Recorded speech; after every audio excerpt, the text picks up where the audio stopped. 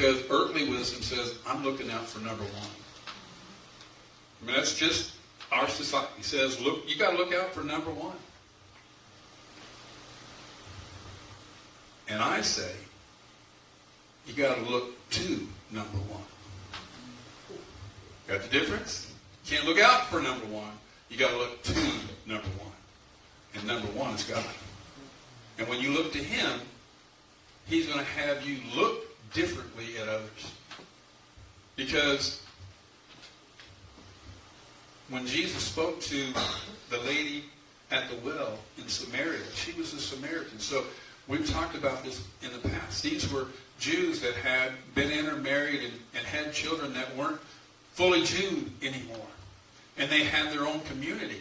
And Jesus led this lady to the Lord by sharing with her story and her seeing her sin and accepting Jesus for who He was. And she went to the town and she says, come, let me tell you a man that told me about everything. Even the fact that the man I'm living with isn't my husband. Talking about putting it out there. She was just like, God knew. I don't have to hide this. I'm free. And they're in a community where Jews normally would not be.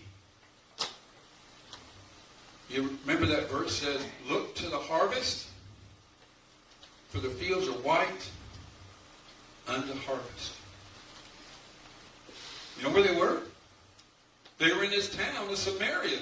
These were all half Jews that were coming to Him.